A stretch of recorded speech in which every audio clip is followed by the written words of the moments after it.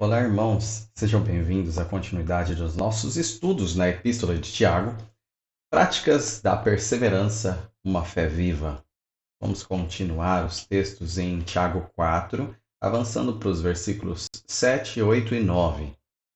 Recapitulando o que nós já falamos, principalmente os mestres, os líderes, que haviam muitos, na verdade, nessa dispersão dos judeus que se converteram ao cristianismo. Então, havia entre eles, como diz de forma até bem direta, mas não literal, obviamente, guerras e assassinatos. Porque eles viviam em conflitos, porque eles preferiam o seu próprio bem e o seu status do que o do próximo, e então, em todo o estado, eles estavam em problemas, prontos e armados contra os outros, numa competição e num egoísmo muito aflorados. Então, estavam em momentos turbulentos na igreja por causa de liderança, por causa de competição, por causa de egoísmo, ambição e sofrendo tudo isso. Ao invés de se tendo algum desejo, tendo alguma meta, prostrar-se em humildade e pedir. Então, nós vimos que a motivação muito importa. E a motivação daqueles era buscar o prazer. Simplesmente o hedonismo que nós comentamos e pediam, inclusive, não apenas era necessário pedir, mas como Deus considera a motivação do pedir, e eles pediam mal, pediam para gastar nos próprios deleites, próprios prazeres. Então, esse pedir, esse você desejar chegar em algum lugar, deveria ser arraigado de servir, de amar, de se prostrar perante Deus. O próprio pedir deveria gerar a humilhação necessária. Isso é necessário aos mestres.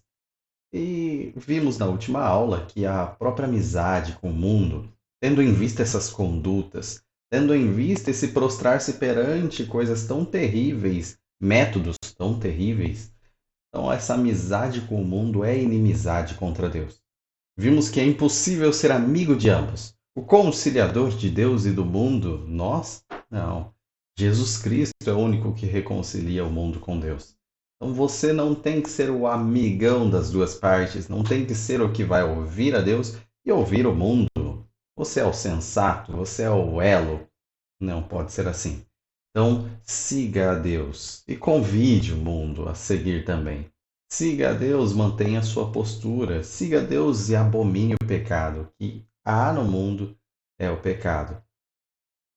Ao mesmo tempo, nós vimos que na última aula que Deus resiste aos soberbos, aqueles que acham que vai dar tudo certo, aqueles que acham que estão no controle de tudo.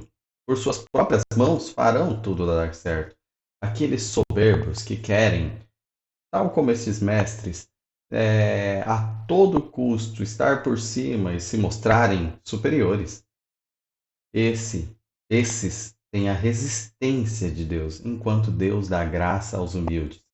Esse mundanismo estava arraigado nesses mestres, mas nós podemos lembrar que a graça de Deus supera o nosso mundanismo, como conclusão da última aula. Prosseguindo ao versículo 7, diz: Portanto, submetam-se a Deus, resistam ao diabo e ele fugirá de vocês. Então, submetam-se a Deus, resistam ao diabo e ele fugirá de vocês. Então, nós devemos nos prostrar, mas prostrar-nos somente a Deus. Nós somos convidados a nos submeter, mas submeter-nos somente a Deus. Continuando essa linha de raciocínio de que o nosso mundanismo é muito aflorado em todas as nossas atitudes, ações, condutas, há resquícios de pecados e nós não podemos deixar isso prevalecer, mas dependermos da graça, mergulharmos na graça. Então, nós precisamos nos submeter a Deus. Nós precisamos entender o que é curvar-se somente a Deus. Precisamos conhecer essa graça e se jogar nessa graça. Esse submeter-se a Deus envolve uma relação de hierarquia. Envolve Então, o que é submeter-se? É você se colocar abaixo de outra pessoa. Então, logo você cria uma hierarquia. Alguém acima e alguém abaixo que responde a essa pessoa. Nada mais é do que nós cantamos, do que nós dizemos que Jesus Cristo é o Senhor, que Deus é o nosso Senhor. Então, essa relação envolve autoridade. E reconhecer que Deus é a nossa autoridade e viver conforme essa autoridade de Deus. Então, nós temos esse desafio de nos submetermos, nos dobrarmos perante esse Deus. Realmente reconhecermos que Ele é o Senhor das nossas vidas e Senhor de todas as coisas, para que não nos prostremos perante o mundo, mas nos prostremos apenas perante Deus. Só que o maior desafio é não nos prostrarmos a nós mesmos. Sermos nós os senhores, sermos nós os mandantes de tudo. E esse é o desafio da submissão. Entender que você não é o centro do universo, entender que você não é o maior, mas há alguém acima de você, isso é a hierarquia, e há um Senhor. Você não é o Senhor. Então, se você entender isso em todas as práticas da sua vida, você conseguirá e prosseguirá aí para resistir ao diabo. Caso contrário, você apenas abrirá portas para o mal. Porque nós vimos todos os nossas atitudes, nossa conduta toda está arraigada de pecado. E se nós servirmos a nós mesmos, o pecado jaz à porta. Então nós temos aqui o maior desafio é você não querer mandar, não querer ser o maioral, não querer ser o senhor.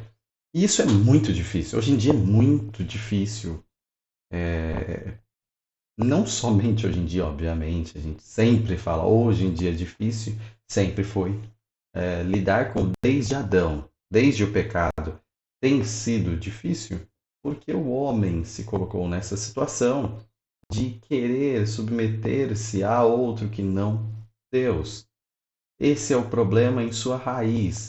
E continuamos nessa dificuldade, nesse desafio, porque nós queríamos, a princípio, desde o Éden, sermos iguais a Deus, não nos submetermos a Deus. Então, dentro desse raciocínio de sempre querermos ser iguais a Deus, ou estarmos no mínimo, até acima, mas numa linha de paridade, de igualdade com Deus, nós queremos interpretar tudo, nós queremos ser amigos do mundo, nós queremos viver esse mundo de forma desenfreada, em prazeres carnais, nós queremos muita coisa. E se nós obedecermos e nos submetermos a nós mesmos, nós caminharemos às tragédias e às aflições. Sendo assim, precisamos tirar um pouco o eu da evidência, diminuir um pouco a nós mesmos. E esse é o processo que esses versículos vão trazer. Se arrepender daquilo que nós somos e nos rebaixarmos naquilo que achamos que somos. Devemos reconhecer quem nós somos na verdade. E o princípio de tudo isso é: submeta-se a Deus. Realmente não ache que você, a sua inteligência, a sua paixão, a sua sensatez vai trazer todas as respostas ou a própria salvação. E muitos acham na prática isso. Muitos cristãos, inclusive. Muitos abraçam a sua própria inteligência e o seu próprio raciocínio como se ele fosse o grande o resolvedor dos problemas do mundo, sendo que apenas submeter-se, realmente identificar que você não é capaz, mas existe alguém superior a você que é, esse é o caminho. Isso é olhar para as Escrituras e falar: eu creio nisso mesmo. De uma forma humilde, eu creio nisso. Mas o que nós vemos hoje em dia é pessoas abraçando o mundo, movimentos do mundo, ordens do mundo, isso submetendo a atrocidades, se submetendo a disputas, se submetendo a posicionamentos políticos, submetendo-se a pessoas deste mundo que apenas mostram que essa pessoa não se submete a Deus. Nós temos graves problemas disso, sim. Porém, são apenas portas que nós estamos abrindo para o diabo vencer em nossas vidas. Se o primeiro passo é submetam-se a Deus, se prostrem perante as Escrituras, o segundo passo aqui é resistam ao diabo. Então nós temos isso como sequencial, inclusive, e Tiago, nestes versículos, vai utilizar várias ordens, imperativos, o que nós devemos fazer. Se nos envolvemos, então, em tantos conflitos, em tantas guerras, mestres querendo chegar mais longe uns que os outros, estar mais em evidência, isso tem gerado ambições egoístas e tantas turbulências a ponto de serem citadas guerras e assassinatos no meio deles, de uma forma espiritual, de uma forma em desejo, no pior da alma do homem sendo mostrado. Agora nós temos as ordens que Tiago traz para resolvermos. A primeira, submetam-se. A segunda, resistam ao diabo. Depois de você se submeter a Deus, você consegue resistir ao diabo. Porque se submeter-se a Deus vai tirar você da evidência, vai colocar você abaixo de Deus e abaixo dos braços de Deus, estaremos protegidos. Então, resistam ao diabo. O mundo oferece, o mundo atrai, o mundo busca. Cada momento o diabo tenta. Os inimigos de Deus, ou inimigo de Deus, os demônios, há uma batalha espiritual gigantesca. Nós sabemos disso. Mas nós precisamos existir. E temos se submetido a Deus para conseguirmos resistir ao diabo. Então, não é somente a nós mesmos. Nós precisamos entender em coletivo, como igreja, como ajudar uns aos outros e resistir firmemente. Só que não é possível fazer isso se nós continuarmos em soberba e egoísmo. Não é possível se nós colocarmos o eu em evidência. Não é possível. Porque quanto mais de nós, menor a resistência contra o diabo. E quanto mais de Deus e mais de Cristo, resistiremos ao diabo. Então, se nós fizermos isso, nos submetermos a Deus verdadeiramente, nos prostrarmos perante Deus, entendermos, aceitarmos a Sua palavra, abraçarmos a Sua palavra e resistirmos ao diabo, façamos o nosso melhor. Fiquemos não de pé perante o diabo, mas prostrados perante a cruz. Essa é a resistência verdadeira ao diabo. Certamente, essa é uma promessa que tem nesse versículo. O diabo fugirá de nós. Haverá uma covarde fuga, como promessa neste verso. Então, resistam depois de se submeterem a Deus. O versículo 8 ainda completa: aproximem-se de Deus. Um novo imperativo. Aproximem-se de Deus, e Ele se aproximará de vocês. Pecadores, limpem as mãos. E vocês, que têm mente dividida, purifiquem o coração. Então, nós estamos sendo chamados a novas ordens aqui. A primeira dela, aproximem-se. A primeira delas, perdão, aproximem-se. Então, nós temos um conforto muito grande aqui. Se nós nos aproximarmos de Deus, Ele se aproximará de nós.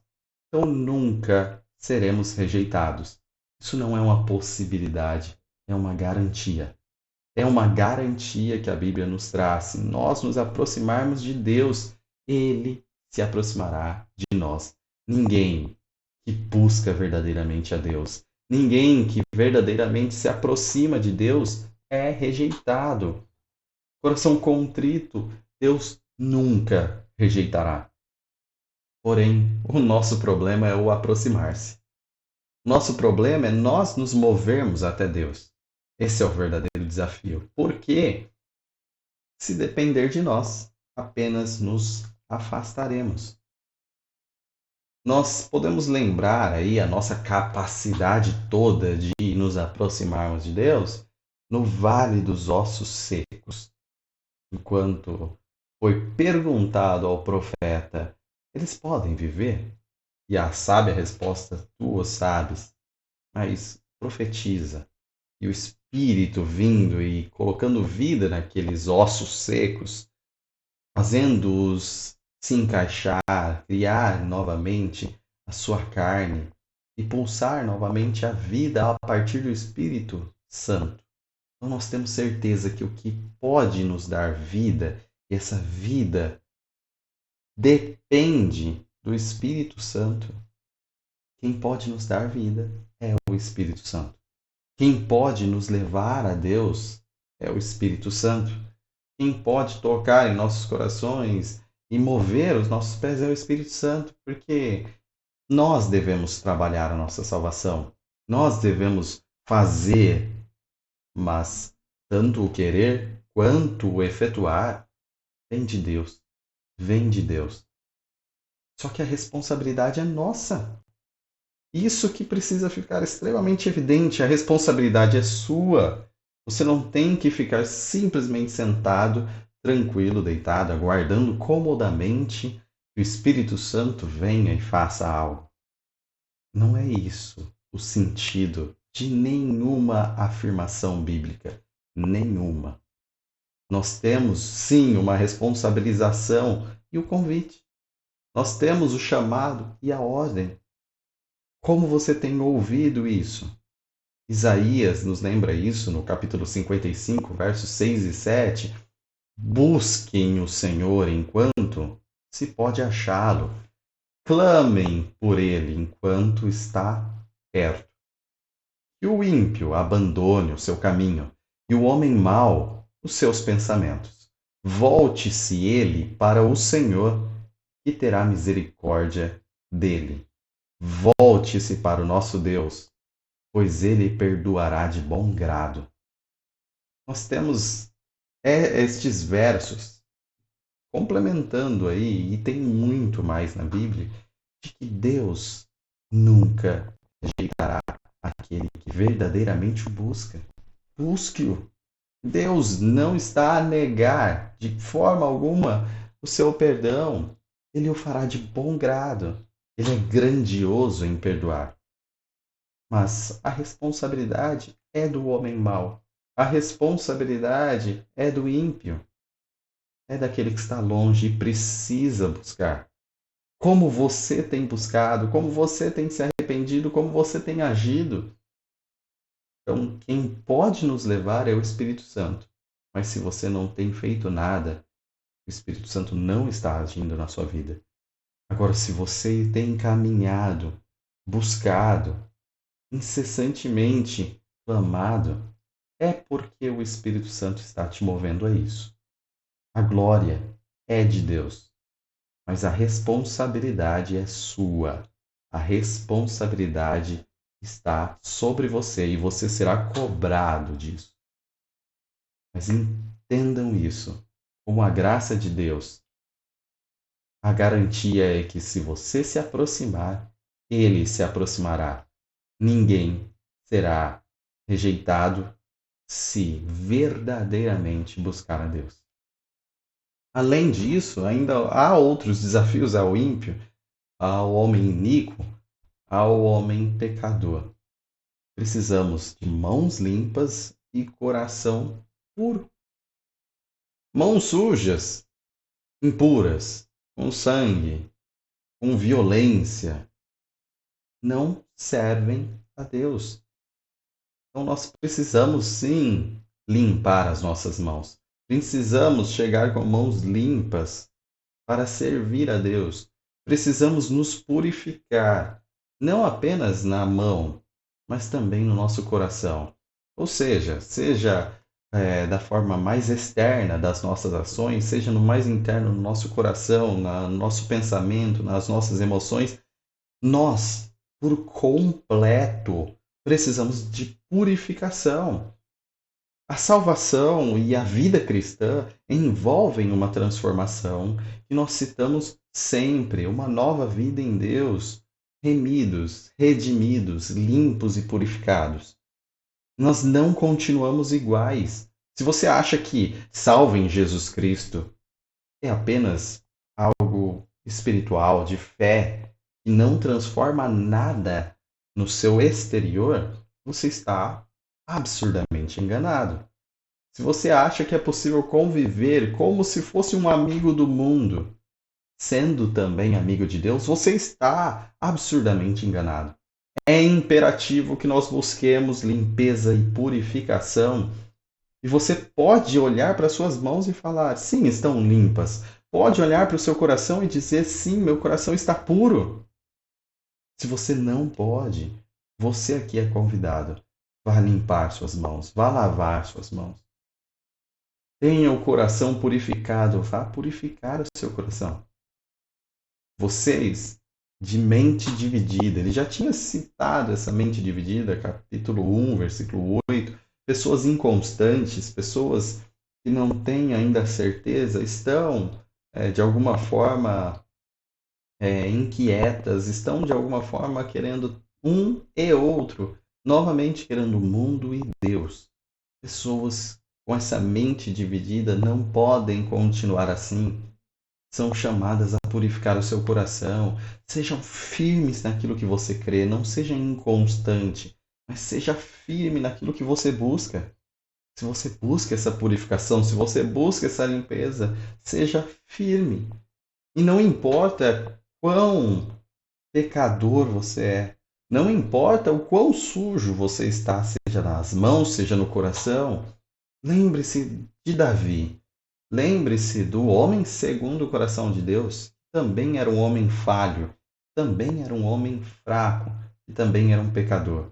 E quando, movido aí por si mesmo, pelo seu desejo, pela sua cobiça, ele olhou, avistou aquela mulher de Urias tomando banho, a possuiu, cometeu o adultério, depois providenciou que Urias fosse morto, cometeu o assassinato e passou um bom tempo convivendo com aquilo, trazendo a mulher de Urias para si. Quando foi acusado pelo profeta Natã e soube que ele era o homem tão odiável, e ele era o homem pecador, ele escreveu, pedindo perdão, ele escreveu o Salmo 51. Um maravilhoso Salmo 51. E mostra que, se está na Bíblia, inspirado mesmo por Deus, o Espírito Santo inspirou um homem pecador a confessar pecados. É possível que sejamos purificados, mas não por nós mesmos. Não somos purificados pelo nosso agir. Não somos purificados por nós mesmos providenciarmos qualquer tipo de lágrimas ou arrependimento. Mas dependemos de Deus. E o clamor dele é a Deus. Salmo 51, pegando apenas o trecho de 7 a 10, que diz: purifica-me com hisopo, e ficarei puro. Lava-me, e mais branco do que a neve serei. Faze-me ouvir de novo júbilo e alegria, e os ossos que esmagaste exultarão. Esconde o rosto dos meus pecados e apaga todas as minhas iniquidades. Cria em mim um coração puro, ó Deus, e renova dentro de mim um espírito estável. Não quero ter mente dividida. Não quero ter um espírito abalado. Preciso estar firme. Cria em mim isso. Cria, ó Deus, em mim isso. Cria um coração puro. Quem cria é Deus. Não somos nós que criamos, não somos nós que produzimos, mas nós temos essa possibilidade. É algo de estremecer o coração.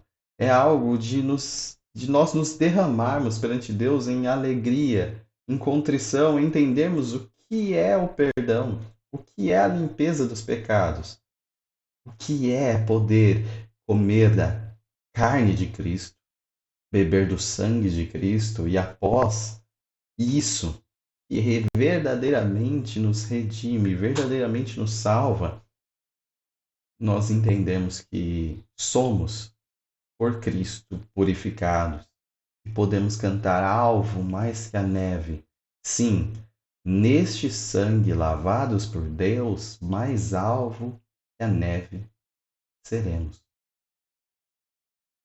Se nós entendermos o que nós cantamos, se nós entendermos o que é mais branco do que a própria neve, se nós entendermos que isso é a nossa mão suja de pecados, o nosso coração sujo das más intenções, quando encontramos Cristo, verdadeiramente entenderemos o que é poder, o que é a transformação, o que é a mudança. É sermos, por Deus, sondados e diagnosticados como santos, puros e imaculados. Obviamente não merecemos, mas a graça de Deus é poderosa para conosco. Então busquem a Cristo e se apresentem a Deus através de Cristo com mãos limpas e coração puro. Versículo 9 diz: entristeçam-se, lamentem e chorem. Troquem o riso por lamento e a alegria por tristeza. O que nós estamos falando aqui é o caminho para isso. Como então conseguiremos essa purificação? Como então nos lavaremos em Cristo? A primeira coisa, entristeçam-se, lamentem e chorem. Vamos trocar o riso por lamento? Vamos trocar a alegria por tristeza? Isso definitivamente não seria a pauta de nenhum coach. Isso definitivamente não estaria escrito em nenhum livro de autoajuda de hoje em dia. Apenas na palavra de Deus. Porque o que é necessário para o pecador é o arrependimento, a contrição. E isso envolve, neste caminho para essa limpeza, nesse caminho que Deus está nos conduzindo para sermos purificados, envolve algo totalmente diferente do que essa vida por prazer próprio. Até o mal pedido para gastar em seus próprios deleites, está aqui destruído pelo arrependimento, pela angústia, pela contrição. A partir daí eu vou me arrepender de quem eu sou. A partir daí eu me entristecerei pelo que eu fiz e pelo que eu faço. A partir daí eu vou sofrer por causa do meu pecado. Meu pecado não traz mais alegria. O meu pecado não me traz indiferença. O meu pecado passa a me ferir e fazer dor. O pecado que são espadas, flechas, que atravessam o nosso corpo e a nossa alma e nós nos sentimos totalmente satisfeitos por causa do próprio pecado ser anestésico em nós. Essa tristeza, esse choro, este pranto não é nada mais do que nós, ganhando vida novamente, sentirmos a dor do que é ser atravessado pelos males do pecado novamente. Então, o desgosto pelo mau fruto de nossas mãos deve gerar tristeza e pranto. Sentir tristeza, lamentar e chorar é o arrependimento do coração aos lábios, da alma às lágrimas. De todo o coração, de todo o nosso interior, de todo o nosso pensamento, reconhecer o pecado, entender os males do pecado é necessário. Mas não termina por aí. Jorra em um sentimento, em uma atitude, em uma conduta que é o arrependimento, a tristeza, o lamento, a angústia, a dor, a contrição. Parecem apenas coisas que nós nunca desejamos sentir. Mas o que eu digo é: deseje sim, em relação ao seu pecado, sentir tudo isso. O problema é que não depende. Obviamente, não estamos nos lançando aos nossos sentimentos. O que há de te salvar é o seu choro. O que há de te salvar é o seu joelho prostrado no chão. Faça isso e estará salvo. Não. Estamos apenas reconhecendo que isto é parte do caminho de apegar-se verdadeiramente à salvação em Cristo, ao prostrar-se perante a cruz. Este é o caminho. Sem isso, é impossível que você esteja nesse caminho. Sem chorar pelos seus pecados, é impossível que você esteja a caminho da cruz. Sem entender qual é a severidade do seu pecado, você não está no caminho certo. Então, avalie o seu pecado, avalie a sua conduta, avalie os seus sentimentos. E o que nós estamos falando em Tiago é muito sobre prática, é muito sobre o que nós temos feito, é muito sobre como nós temos agido.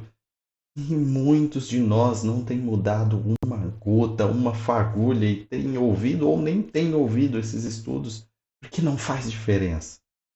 Porque não faz diferença para essas pessoas. E continuam felizes e em festa. Continuam indiferentes. E se estão, de alguma forma, tristes, tristes apenas por não alcançar onde eles querem chegar na sua ambição egoísta. Triste apenas porque a amizade do mundo não tem providenciado alívio para a alma deles. Mas o verdadeiro cristão é aquele que tem a noção do castigo. Nós sabemos que o pecado há de gerar um castigo eterno, há de gerar uma punição severa. A ira de Deus está voltada contra o pecador, contra o pecador. E o pecador sou eu. E esse castigo deve, obviamente, se eu tiver noção do terror desse castigo, como a grande pregação de Jonathan Edwards, Pecadores nas mãos de um Deus irado, se nós entendermos naquela metáfora que ele fez que nós estamos com o inferno abaixo de nós e é possível ver as labaredas, as chamas, os gritos, os gemidos, e nós estamos apenas andando em nossa vida sobre um vidro muito fino e todo trincado.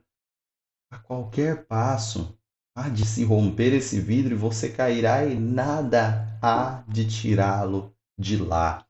Essa noção do verdadeiro castigo do pecado deve quebrantar orgulhosos em lamentos, não qualquer lamento. Pensando assim, eu vou pedir perdão. É aquela postura bíblica de rasgar as vestes, é de verdadeiramente lançar-se ao chão. É isso que aconteceu no grande avivamento desta mensagem em Jonathan Edwards e tantas outras que deste movimento do grande despertar houve na história da igreja, mediante uma pregação sobre a noção do castigo. Pessoas lamentaram, choraram e buscaram a Cristo. Mas não só pelo medo do castigo em si, mas pela tristeza, a vergonha, o desapontamento, o arrependimento. Tudo isso inunda os nossos olhos. Se verdadeiramente está em nossa alma, certamente inunda os nossos olhos. Nós precisamos chorar. É um grande diagnóstico. Nós precisamos nos entristecer, nós precisamos do caminho da contrição. Como você tem lidado com os seus pecados? De forma igual? Indiferente? Essa tristeza é o olhar para baixo. A palavra em si remete a isso, olhar para baixo. Isso muito nos lembra sobre a postura de duas pessoas, sim, envoltas no mesmo enredo de adoração a Deus. A falsa e a verdadeira. Quem verdadeiramente se entristece é aquele que sai redimido. Isso está escrito em Lucas 18, de 11 a 14, que diz: O fariseu, em pé, orava no íntimo: Deus, eu te agradeço porque não sou como os outros homens, ladrões, corruptos, adúlteros, nem mesmo como este publicano. Jejuo 2 vezes por semana e dou o dízimo de tudo quanto ganho. Mas o publicano ficou à distância Ele nem ousava olhar para o céu, mas batendo no peito dizia: Deus, tem misericórdia de mim, que sou pecador. Eu lhes digo que este homem, e não o outro, foi para a casa justificado diante de Deus. Pois quem se exalta será humilhado, e quem se humilha será exaltado. Então nós temos a certeza que enquanto esmurrava a si mesmo em severidade, em noção do seu próprio pecado, e nem olhava para cima, ou seja, olhando para baixo, nem se sentindo digno de deixar a sua tristeza, ele pedindo misericórdia, clamando misericórdia e confessando o seu pecado. Este chegou justificado em sua casa. Este verdadeiramente foi perdoado dos seus pecados. Este estava em sua casa, chegando com mãos limpas e coração puro. Não o que dizia: ó Deus, eu dou o dízimo. Ó Deus, eu jejuo. Eu não sou igual aos outros. Eu sou moralmente correto. Pecado e festa não combinam. Se essa postura de olhar para baixo, tristeza e realmente ficar contrito é necessária para quem está em pecado, o oposto é totalmente odioso. Você estar em pecado e manter toda a alegria, toda a pompa, a vida feliz e buscar aproveitar o máximo desenfreadamente no prazer, isso não combina. Nós temos outro texto, Isaías 22, de 12 a 14, que mostra sobre essa incoerência. Naquele dia, o soberano, o Senhor dos exércitos, os chamou para que chorassem e pranteassem, arrancassem os seus cabelos e usassem vestes de lamento. Mas, ao contrário, houve júbilo e alegria, abate de gado e matança de ovelhas, muita carne e muito vinho. E vocês diziam: comamos e bebamos, e amanhã morreremos. O Senhor dos Exércitos revelou-me isso. Até o dia de sua morte não haverá propiciação em favor deste pecado, diz o soberano, o Senhor dos Exércitos. Não haverá propiciação. Não haverá nada que aplaque a ira de Deus sobre este pecado. Quando o povo é chamado a lamentar-se por seus pecados e vai fazer o seu churrasco, fazer a sua bebedeira, fazer as suas festas e as suas alegrias, mesmo em pecado, mesmo estando sendo chamado a se arrepender,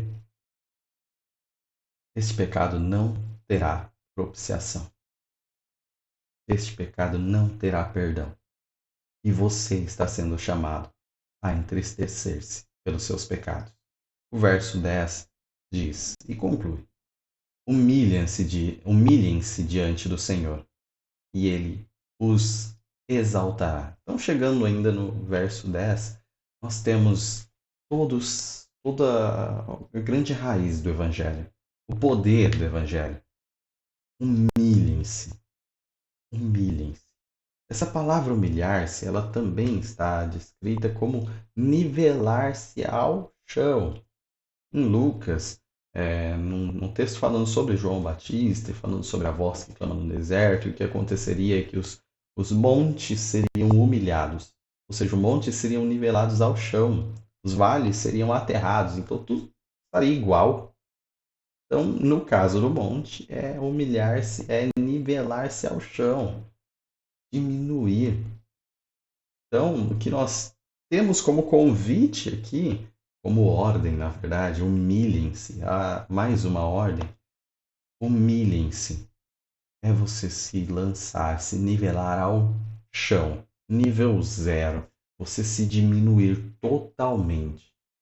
Então, perante o Senhor, Não nos resta nenhuma atitude senão nos humilharmos quando a luz gloriosa de sua santidade nos revela a depravação de nosso coração corrompido. Perante a brilhante luz de Deus, mostrando a corrupção dos nossos corações, a sujeira das nossas mãos, não nos resta nada senão nos lançarmos ao chão e nos humilharmos. Só que há uma promessa, uma garantia nisso. Ele os exaltará. E exaltar de erguer, elevar-se, colocar lá no alto mesmo. Então, restaurar ou conceder honra, dignidade, felicidade. Então, nós não estamos caminhando a tristeza como se ela fosse um fim em si mesmo, mas um processo em que não confiamos em si nas nossas lágrimas, mas no Deus que pega o humilhado e o leva ao alto. Essa é a nossa confiança. É por isso que nós nos entristecemos em nossos pecados, porque aquele que nos quer bem, aquele que verdadeiramente é o sentido e o propósito da nossa existência, nós estamos inimigos dele em nosso pecado. Então, que a nossa postura perante Deus seja de humilhação.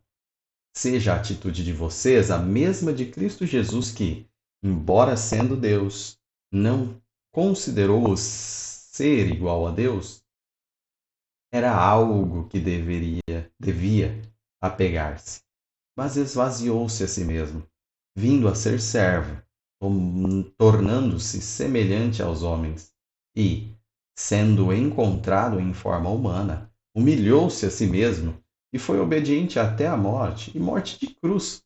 Por isso Deus o exaltou à mais alta posição e lhe deu o nome que está acima de todo nome. Filipenses 2, de 5 a 9. Então, seja a sua atitude igual ao de Cristo. Seja o caminho cristão, e é o caminho típico cristão, o caminho da humilhação. Humilhe-se a si mesmo, nivele-se ao chão, diminua a si mesmo. Esse é o segredo. Submeta-se a Deus, resista ao diabo, humilhe-se perante Deus.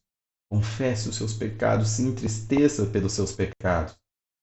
Humilhe-se perante Deus. Ele o exaltará. É a partir de que você reconhece a sua debilidade, a partir de que você reconhece que você não é nada, que você tem tudo. Então, final é entender quem é Deus e o que ele faz, qual é a exaltação que há para ser concedida. É ele que traz o faminto à mesa e o sedento à fonte. É ele que sacia a nossa alma e ele que nos exaltará. Que Deus nos abençoe neste estudo, neste momento em que clamamos por arrependimento. Dobre os seus joelhos, clame a Deus e haja arrependimento. Nós fomos até o 10, só citando, não fomos até o 9. E continuamos aí na próxima aula. Uma boa semana a todos.